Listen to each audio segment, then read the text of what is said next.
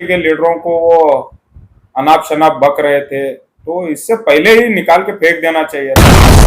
तो उसके दरवाजे पर आने की जरूरत नहीं था। टोपी दाढ़ी के साथ साथ मुसलमान भी हो और दाढ़ी सवाल ही पैदा नहीं होता। उसने काफी बड़ी बड़ी बातें कही हैं जो आप सब लोगों को पता है। आपके माध्यम से मुझे कोई पार्टी से निकाल नहीं सकता, अगर मुझे निकालेंगे तो पार्टी डैमेज होगी। अब पार्टी ने उसे लात मार करके 6 साल के लिए ನಾಲ್ಕು ಮಂದಿಗೆ ಆಯ್ಕೆ ಮಾಡುವಂತ ಕೆಪಾಸಿಟಿ ಬೇಕು. 4 ಮಂದಿಗೆ ಬೀಳಿಸಿ ಒಬ್ರು ಬಂದಾರ, ಅದು ಏನೋ ತಿಣಕಾಡಿ ಅಲ್ಲಿ ಚಿಂಚೋಳಿ ಓಟ, ಅಲ್ಲಿ ಶೇಡಂ ಓಟ, ಅಲ್ಲಿ ನಿಮ್ಮ ಗುಲ್ಬರ್ಗ ಬೀದರ್ ಓಟ, ಪಂಚಮಸಾಲಿ ಓಟ್ ತಂದು ಸೇರ್ಪಡೆ ಮಾಡಿ ಇಲ್ಲಿ ಅವ್ರ ಆಯ್ಕೆ ಆಗ್ಯಾರ. ಅವ್ರ ಸ್ವಂತ ಶಕ್ತಿ ನಾಯಕ ಯಾರಾಗ್ತಾರ್ರಿ? ಅಂತವ್ರೆಲ್ಲ ಮಹಾನ್ ನಾಯಕರ ಆದ್ರ ಏನು ಜಗತ್ ಇದ ಪ್ರಳಯ ಆಗ್ತದ. ಇಲ್ಲೇ ಒಣ್ಯಾಗ ನಾಯಕ ಮಾಡ್ಕೋದು, ಅಲ್ಲಿ ಯಾರ ಮೈಕ್ ಹಿಡಿಯೋದು, ಏನಾರ ಮಾತಾಡೋದು, ಅವಕ್ಕೆಲ್ಲ ಹುಯ್ ಹುಯ್ 4 ಹುಚ್ಚ ಹುಡುಗರು ಹುಯ್ ಹುಯ್ ಮಾಡ್ತಾವ. ನನ್ ತಾನ ನಾನೇ ಹುಲಿ ಹಿಂದೂ ಹುಲಿ ಮಾಡ್ತದ, ನಂದೆಲ್ಲ ಇರಂಗಿಲ್ರಿ ಅವು.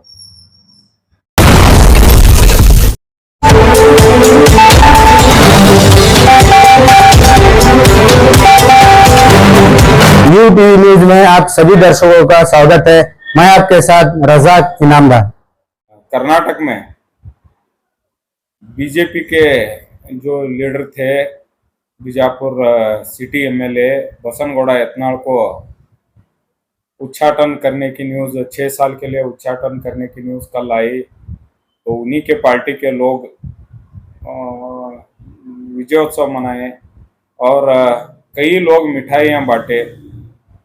लेकिन ये एक पार्टी में एक जो आदमी को इतना विरोध रहते हुए भी पार्टी बचा के चल रही थी, तो ये बीजेपी का नैतिक जो मॉरलिटी थी वो कई बार जब बीजेपी के लीडरों को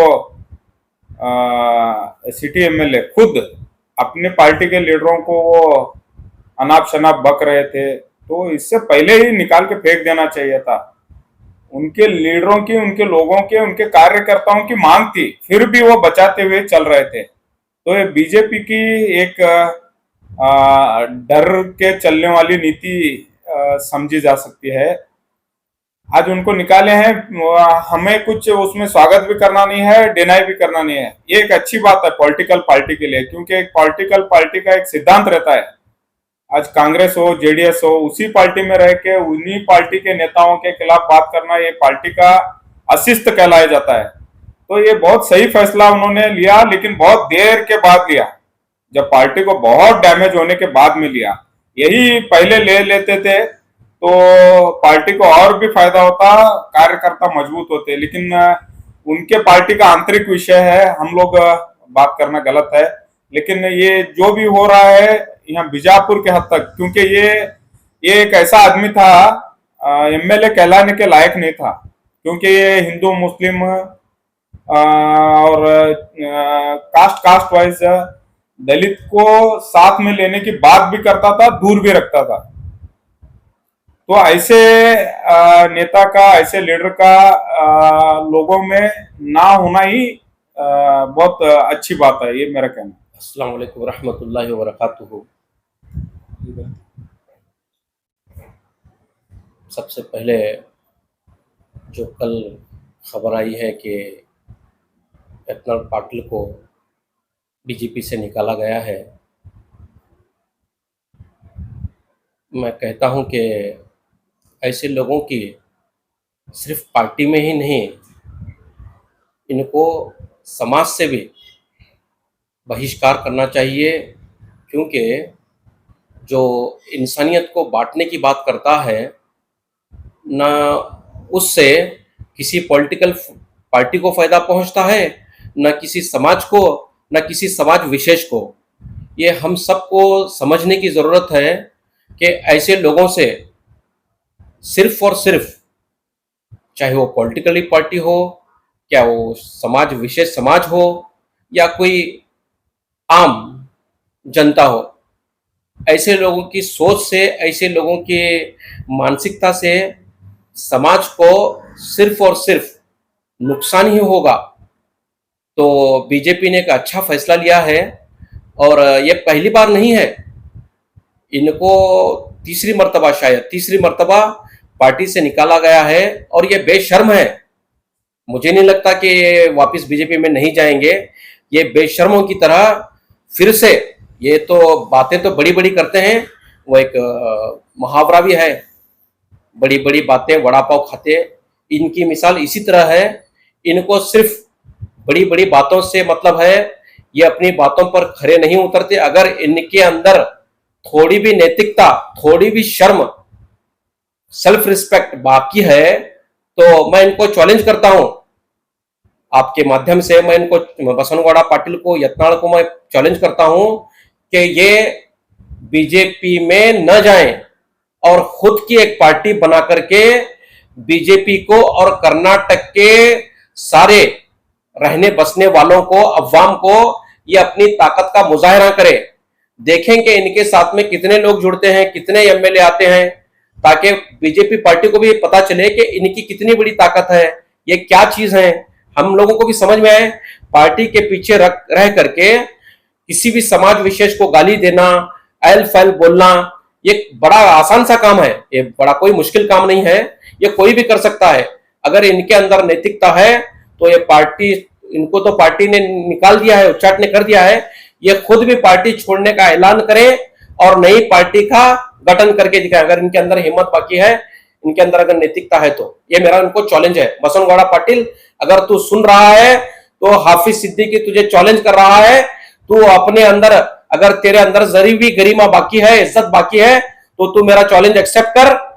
ये नहीं सोच के ये चैलेंज करने वाला कौन है, क्या है, ये चैलेंज क्या है उस पर गौर करते हुए तो अपनी पॉलिटिकल पार्टी का ऐलान कर। सर, आप बसवनगौड़ा पाटिल को पार्टी बनाने के लिए चाहिए, क्या आप उन पार्टी में चाहिए? देखिए, पहले तो ये सवाल ही सही नहीं है। उसने खुले अल्फाज में कहा है कि मुसलमानों को उसके दरवाजे पर आने की जरूरत नहीं। तो मैं टोपी दाढ़ी के साथ साथ मुसलमान भी हूँ और दाढ़ी टोपी भी रखता हूँ, तो मेरा तो जाना सवाल ही पैदा नहीं होता। उसने काफ़ी बड़ी बड़ी बातें कही हैं जो आप सब लोगों को पता है। आपके माध्यम से, मुझे कोई पार्टी से निकाल नहीं सकता, अगर मुझे निकालेंगे तो पार्टी डैमेज होगी। अब पार्टी ने उसे लात मार करके 6 साल के लिए उच्चाटने कर दिया है, पार्टी से बाहर निकाल दिया है।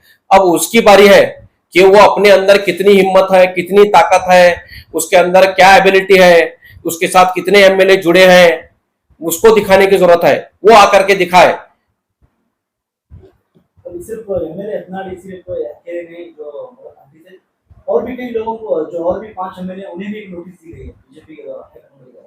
जब उन्हें निकाला जाएगा तब वो देखेंगे। वो निकालने की बात नहीं कर रहे हैं, उनको शिस्त के लिए बात कर रहे हैं, वो ऐसा हुआ है। आर्डर कोई इशू हमारे पास सामने नहीं आया है, जब आएगा उस पर बात करेंगे।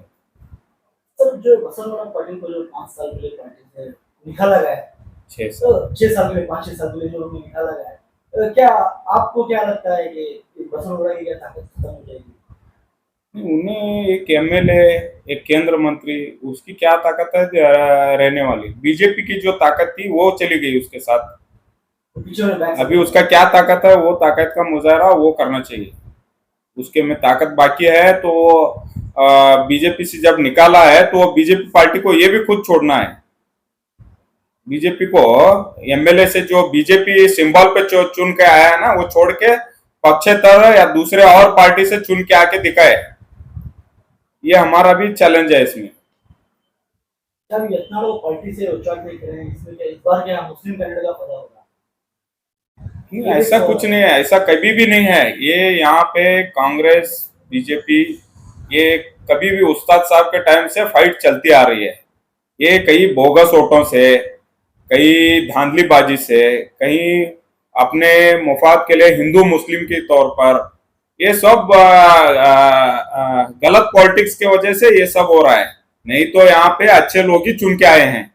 ये सूफी संत और हमारे बसवण्णा का नाड़ है, यहाँ पर गलत लोग आने का चांस ही नहीं है।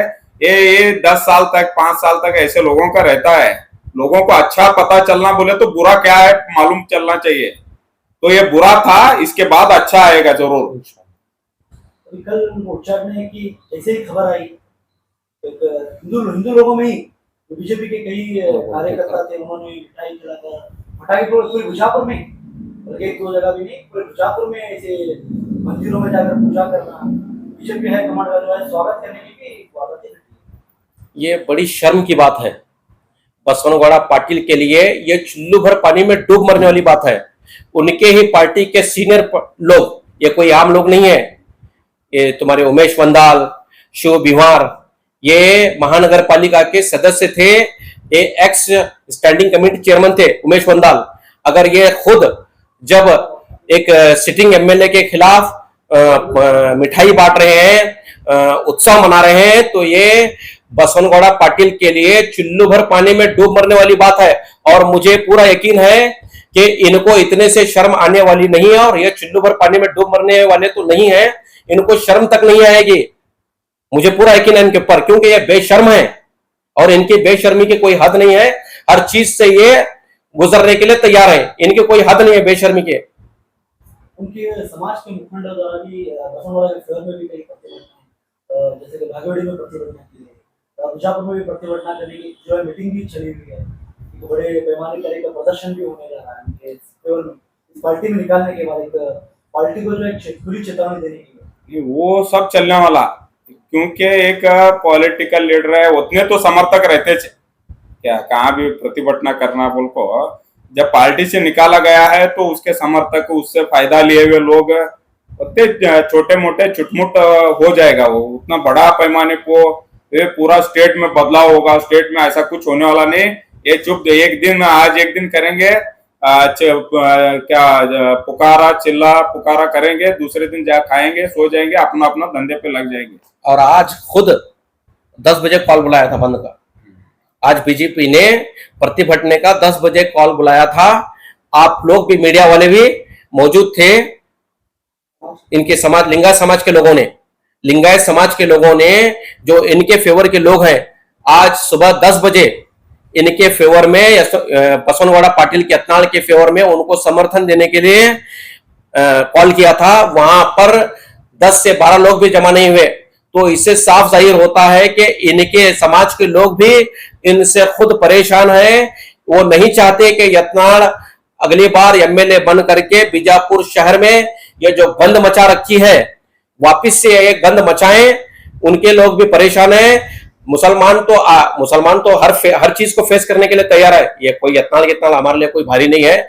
हम मुसलमान, फिरौन, यजीद, शद्दाद, ऐसे लोगों से लड़ने वाली कौम है।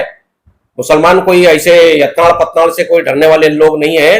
लेकिन जो माहौल, जो हालात बीजापुर शहर में यत्नाल ने पैदा किए थे, वो एक फिक्र करने वाली बात है। मुसलमानों को और बीजापुर शहर के अवाम को फिक्र करने की जरूरत है कि ऐसे लोगों को पॉलिटिक्स में आना चाहिए, एमएलए बना करके इनको सदन में भेजना चाहिए कि नहीं। ये अवाम को सोचने वाली बात है। खास करके मैं हिंदू भाइयों से गुजारिश करता हूं कि ऐसे लोगों को बिल्कुल भी मौका न दे। इनका सिर्फ और सिर्फ यही मकसद होता है कि किस तरह हिंदू मुसलमान किया जाए, किस तरह डिवाइड एंड रूल करके अपनी सत्ता को आगे बढ़ाया जाए। इससे बढ़ करके इनकी कोई सोच नहीं होती। ये इसी तर्ज पर पिछले 7-8 सालों से काम कर रहे हैं। यही इनका एक एजेंडा है, मकसद है।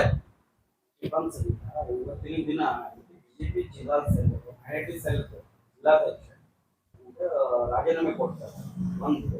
ಎರಡನೇದು ನೂತನ ಜಿಲ್ಲಾಧ್ಯಕ್ಷರಾಗಿ ಬಿಜೆಪಿ ಅಂಗಡಿಯವರು ಅಧಿಕಾರ ವಹಿಸ್ಕೊಡ್ತಾರೆ. ಅಧಿಕಾರ ವಹಿಸ್ಕೊಂಡು ಕೆಲವೇ ದಿನಗಳಲ್ಲಿ ಈ ರೀತಿ ಯತ್ನಾಳ್ ಅವರು ಪಕ್ಷದ ಉಚ್ಚಾಟನೆ ಹಾಕ್ತಾರೆ. ಎಲ್ಲೋ ಒಂದು ಕಡೆ ಏನು ಅವರು ಯತ್ನಾಳ್ ವಿರುದ್ಧ ಷಡ್ಯಂತ್ರಾಗಲಿ ಅವರು ಸ್ವಪಕ್ಷದಲ್ಲೇ ಏನು ಮಾಡಿದಾರ, ಏನು ನೋಡ್ರಿ, ಪಕ್ಷದ ವಿರುದ್ಧ ಪಕ್ಷ ವಿರೋಧಿ ಚಟುವಟಿಕೆ ಮಾಡಿದಾಗ ಪಕ್ಷ ಸಹಜವಾಗಿ ಅವ್ರನ್ನ ಉಚ್ಚಾಟನೆ ಮಾಡ್ಬೇಕಾಗಿತ್ತು. ಇದು ಬಹಳ ಮೊದ್ಲೇ ಮಾಡ್ಬೇಕಾಗಿತ್ತು. ಇದು ಫಸ್ಟ್ ಅಲ್ಲ, ಅವ್ರಿಗೆ ಉಚ್ಚಾಟನೆ ಮಾಡಿದ್ದು ಇದು ಫಸ್ಟ್ ಅಲ್ಲ, 3ನೇ ಸಲ 4ನೇ ಸಲ ಇದು. 3 ಸಲ ಈಗಾಗಲೇ ಉಚ್ಚಾಟನೆ ಮಾಡ್ಯಾರ. ಇದು ಬರೇ ಅವ್ರು ಉಚ್ಚಾಟನೆ ಮಾಡ್ತಾರ, ಮತ್ ಇಲೆಕ್ಷನ್ ಬಂದಾಗ ಅವ್ರವ್ರ ಕರ್ಕೋತಾರ, ಇಲ್ಲ ಅಂದ್ರ ಇವ್ರರ ಯಡಿಯೂರಪ್ಪಾಗ ಅಪ್ಪಾಜಿ ಮಾಡ್ಕೊತ ಹೋಗ್ತಾರ. ಆಮೇಲೆ ಬಂದ್ ಕೂಡ್ಲೆ ನಾಯನ್ ಅಪ್ಪಾಜಿ ಅನ್ನಂಗಿಲ್ಲ ಅಂತಾರ. ಇವು ಅವ್ರು ಒಂದ್ ಸ್ಟೇಬಲ್ ಅವ್ರ ಮೈಂಡ್ ಸೆಟ್ ಇಲ್ಲ, ಅವ್ರ ನಿಲುವು ಸ್ಟೇಬಲ್ ಇಲ್ಲ. ಅವರು ಡಿಸ್ಟರ್ಬ್ ಮೈಂಡ್ ಮನುಷ್ಯ ಅದಾರ. ಅವ್ರ ಯಾಕಡೆ ಮೈಕ್ ನಿಮ್ ಲೋಗೋ ಹೋಯ್ತಂತ ತಿಳಿರಿ, ಏನ್ ಬಾಯಾಗ ಬರ್ತದ ಅದ್ ಹೇಳೋದು ಒಂದೇ ಕೆಲಸ. ಅದರಿಂದ ಪಾಪ್ಯುಲರ್ ಅದಾರ ಹೊರತು ಜನರೊಳಗೆ ಪಾಪ್ಯುಲರ್ ಇಲ್ಲ. ಅವ್ರ 6 ವರ್ಷಕ್ಕೆ ಅವ್ರಿಗೆ ಉಚ್ಚಾಟನೆ ಮಾಡ್ಯಾರಂದ್ರ ಇಲ್ಲೆಲ್ಲಾ ಸಂಭ್ರಮಾಚರಣೆ ಆಗತ್ತದ್ರಿ ಬಿಜಾಪುರ ಒಳಗ. ನೋಡ್ರಿ ನೀವು, ನಮಗೇನ್ ಸಂಭ್ರಮಾಚರಣೆ ಮಾಡೋದು ಅವಶ್ಯಕತೆ ಇಲ್ಲ. ಯಾಕಂದ್ರ ಅವ್ರು ನಮ್ ಪಕ್ಷದವ್ರು ಅಲ್ಲ, ನಮ್ ಸಮಾಜದವ್ರು ಅಲ್ಲ, ನಮ್ ಮುಖಂಡರು ಅಲ್ಲ. ನಾವೇನ್ ಸಂಭ್ರಮಾಚರಣೆಯನ್ನು ಮಾಡೋದು ಅವಶ್ಯಕ. ಯಾಕಂದ್ರ ಅವ್ರು ನಮಗ್ ಬೇಕಾದವ್ರು ಬೇಡದವ್ರು ಇರ್ಬೇಕು. ಅವ್ರೇನ್ ಸಂಬಂಧ ಇಲ್ಲ. ಈಗ ಮುಂದಿನ ದಿನೊಳಗ ಅವ್ರ ಎಲ್ಲಾ ಜನ, ಯಾಕಂದ್ರ ಇಲ್ಲಿ ಶಾಂತಿ ಬಯಸುವಂತ ಜನ ಅದ. ಬಿಜಾಪುರ ಜನ ಬಹಳ ಸೂಕ್ಷ್ಮ ಜನ ರೀ. ಇಲ್ಲೆಲ್ಲಾ ಒಳ್ಳೆ ಜನ, ಸೂಫಿ ಸಂತರ ನಾಡು, ಅಣ್ಣ ಬಸವಣ್ಣನ ನಾಡು, ಸಿದ್ದೇಶ್ವರ ಅಪ್ಪಾಜಿ ಅವರು ನಡೆದಾಡಿದಂತ ಈ ಪುಣ್ಯ ಭೂಮಿ. ಇಲ್ಲೆಲ್ಲ ಇಂಥವೆಲ್ಲ ನಡೀತಾವೇನ್ರಿ? ಇದು ಬಹಳ ದಿವ್ಸ ನಡೆಯಂಗಿಲ್ಲ ಅಂತ ಹೇಳಿ ಅವಾಗ ಅನ್ಕೊಂಡಿದ್ವಿ. ಈಗ ಅವರು ಬಿಜೆಪಿ ಅವರು ಉಚ್ಚಾಟನೆ ಮಾಡ್ಯಾರಪ್ಪ. ಅಷ್ಟು ಸ್ವಾಭಿಮಾನ ಇತ್ತಂದ್ರ ನಾ ಶಾಸಕ ಸ್ಥಾನಕ್ಕೆ ರಾಜೀನಾಮೆ ಕೊಟ್ಟು ಮತ್ತೊಮ್ಮೆ ಎಲೆಕ್ಷನ್ ಮಾಡ್ತೇನೆ ಅನ್ನೋ ದಮ್ ಇತ್ತಂದ್ರ ಮಾಡ್ಬೇಕು. ಇವ್ರಿಗೆ ಜಿದ್ದಿಗೂ ಹೋಗ್ತೇವ್ ನಾವು. ಯತ್ನಾಳ್ ಹೇಳ್ತಾರೆ ಶಿಸ್ತಿನ ಪಕ್ಷ ಒಳಗೆ ಶಿಸ್ತಿನ ಬಗ್ಗೆ ಮಾತಾಡೋದಕ್ಕೆ ನನಗ ರೀತಿ ಉಚ್ಚಾಟನೆ ಮಾಡಿದ್ರು ಅಲ್ರಿ. ಹಾದಿ ಬೀದಿ ಒಳಗೆ ಶಿಸ್ತಿನ ಬಗ್ಗೆ ಮಾತಾಡ್ತಾರೇನ್ರಿ? ಅವ್ರ ಪಕ್ಷದವ್ರು ಹೇಳಾರಲ್ಲ ಎಲ್ಲಿ ಮಾತಾಡ್ಬೇಕು, ಪಕ್ಷನ ಆಂತರಿಕ ವಿಷಯ ಇರ್ತಾವ, ಅಲ್ಲಿ ಮಾತಾಡ್ಬೇಕು. ವಿಜೇಂದ್ರ ಅನ್ನೋದ್ರ ಆ ಕಡೆ ಅವ್ರಿಗೆ ಬೈಯೋದು, ಈ ಕಡೆ ಈ ನಮ್ಮ ಯಡಿಯೂರಪ್ಪ ಅವ್ರಿಗೆ ಬೈಯೋದು. ಅವ್ರ ಪಕ್ಷ ಕಟ್ಟಿದವ್ರಿ. ಅವ್ರು ಬಿಜೆಪಿ ಒಳಗ ಒಬ್ರು ಗೆದ್ದು ಬರ್ತಿದ್ದಿಲ್ಲ ಅಂತ ಕಾಲ ಒಳಗ ಅವ್ರು ಬಿಜೆಪಿ ಕಟ್ಟಿದವ್ರು. ಅವ್ರಿಗೂ ಬೈಯುದೆ, ಇಲ್ಲಿ ಅವ್ರಿಗೂ ಬೈಯುದೆ, ಬಿಜಾಪುರ ಒಳಗ ಕಾರ್ಪೊರೇಟರ್ಸ್ಗೂ ಬೈಯುದೆ, ಮಾಜಿ ಮಂತ್ರಿಗೂ ಬೈಯುದೆ. ನಾ ಬಾರಿ ಅನ್ಕೋತ ಇವ್ರಿಂದಾನ ಎಲ್ಲಾರು ಬಿದ್ರು ಇವ್ರು. ನಿಮಗ್ ಗೊತ್ತಿರ್ಲಿ, ಒಂದು ವಿಶೇಷ ಹೇಳ್ತೀನಿ ಕೇಳ್ರಿ. ಇವತ್ತ ಬಿಜಾಪುರ ಒಳಗ 3-4 ಬಿಜೆಪಿ MLA ಗಳು ಆಯ್ಕೆ ಆಗ್ತಿದ್ರು. ಗೊತ್ತದರಿ? ಬಸವನ್ ಬಾಗೇವಾಡಿ, ಬೆಳ್ಳುಬಿ ಅವ್ರು ಆಯ್ಕೆ ಆಗ್ತಿದ್ರು. ಆಮೇಲೆ ದೇವರಪ್ಪರಿಗೆ ಸೋಮನ್ ಗೌಡ್ರು ಆಯ್ಕೆ ಆಗ್ತಿದ್ರು. ಸಿಂದಗಿ ಒಳಗ ಬುಸ್ನೂರ್ ಅವ್ರ ಆಯ್ಕೆ ಆಗ್ತಿದ್ರು. ಅದೇ ತರನಾಗಿ ನಿಮ್ಗ ನಡಹಳ್ಳಿ ಅವರು ಮುದ್ದೆಬಾರಕ್ ಆಯ್ಕೆ ಆಗ್ತಿದ್ರು. ಇವ್ರು ಹಿಂದೂ ಮುಸ್ಲಿಂ ಮಾಡಿದ್ರಿಂದ ಇವ್ 4 ಕ್ಯಾಂಡಿಡೇಟ್ ಬಿದ್ದಾವ. ನೀವು ಸರ್ವೆ ಮಾಡಿಸಿ ನೋಡ್ರಿ, ನಾ ಪಕ್ಕ ಹೇಳ್ತೀನಿ. ಇಲ್ಲಾಂದ್ರ ಮುಸ್ಲಿಮ್ರು ಬಿಜೆಪಿಗೆ ಆಗ್ತಿದ್ರು, ಹಿಂದೂಗಳು ಕಾಂಗ್ರೆಸ್ಗೆ ಆಗ್ತಿದ್ರು. ಎಲ್ಲಾ ಕಾಂಬಿನೇಷನ್ ಚೆನ್ನಾಗಿ ನಡೆದಿತ್ತು. ಇವ್ರು ಬರೋಣ ಮುಸ್ಲಿಮ್ರು ಒತ್ತಾಟಿ ಕಾಂಗ್ರೆಸ್ಗೆ ಹಾಕಿದ್ರು. ಅಲ್ಲಿ ಜನಾಂಗ ಶಿವಾನಂದ್ ಪಾಟೀಲ್ ಜನರು ಹಾಕಿದ್ರು, ಮುಸ್ಲಿಮ್ರು ಹಾಕಿದ್ರು. 1 ವೇ ಎಲೆಕ್ಷನ್ ಆತ್ರಿ. ಸೂಪಡ ಸಾಪ್ ಇವ್ರು ಒಬ್ರು ಬಿಟ್ರೆ ಯಾರು ಇಲ್ಲ. ಬಿಜೆಪಿ ಅವರೇ ಉಳಿದಿಲ್ರಿ ಇಲ್ಲಿ ಬಿಜಾಪುರ ಒಳಗ. ಅಂತ ದೊಡ್ಡ ಲೀಡರ್ ಇದ್ರ ತಮ್ಮ ಇದ್ರ ಮೇಲೆ ಇವ್ರು ಆಯ್ಕೆ ಮಾಡ್ಬೇಕಾಗಿತ್ತು. ಎಲ್ಲಾರ್ಗು 4 ಮಂದಿ ಮೊದ್ಲಿಂದ ಆಯ್ಕೆ ಆಗ್ತಿದ್ರು, 6 ಆಗ್ಬೇಕಾಗಿತ್ತು. ಇವ್ರ ಅಷ್ಟು ದಮ್ಮನ ಲೀಡರ್, ಸ್ಟೇಟ್ ಲೀಡರ್ ಅಂತ ಹೇಳ್ತಾರಲ್ಲ, ಸ್ಟೇಟ್ ಲೀಡರ್ ಆಗಿದ್ರ 4 ಮಂದಿಗೆ ಆಯ್ಕೆ ಮಾಡುವಂತ ಕೆಪಾಸಿಟಿ ಬೇಕು. 4 ಮಂದಿಗೆ ಬೀಳಿಸಿ ಒಬ್ರು ಬಂದಾರ.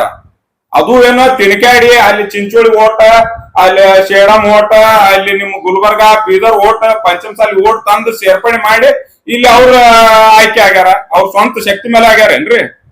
ಎಲ್ಲೋ ಒಂದ್ ಕಡೆ ಮಹಾನ್ ನಾಯಕ ಆಗ್ಲಿಕ್ಕೆ ಹೋಗಿ ಮಹಾನ್ ನಾಯಕ ಯಾರ ಆಗ್ತಾರ್ರಿ? ಅಂತವ್ರೆಲ್ಲ ಮಹಾನ್ ನಾಯಕರ ಆದ್ರ ಏನು ಜಗತ್ ಪ್ರಳಯ ಆಗ್ತದ. ಇಲ್ಲೇ ಒಣ್ಯಾಗ ನಾಯಕ ಮಾಡ್ಕೋದು, ಅಲ್ಲಿ ಯಾರ ಮೈಕ್ ಹಿಡಿಯೋದು, ಏನಾರ ಮಾತಾಡೋದು, ಅವಕ್ಕೆಲ್ಲ ಹುಯ್ 4 ಹುಚ್ಚ ಹುಡುಗರು ಹುಯ್ ಮಾಡ್ತಾವ. ನಾನೇ ಹುಲಿ, ಹಿಂದೂ ಹುಲಿ ಮಾಡ್ತದ, ಅಂದೆಲ್ಲ ಇರಂಗಿಲ್ರಿ ಅವು. लेटेस्ट न्यूज अपडेट्स के लिए YouTube एक्सप्रेस को सब्सक्राइब कीजिए, साथ में बेल आइकॉन को भी क्लिक कीजिए। साथ ही साथ लाइक, शेयर और कमेंट करना ना भूलिए।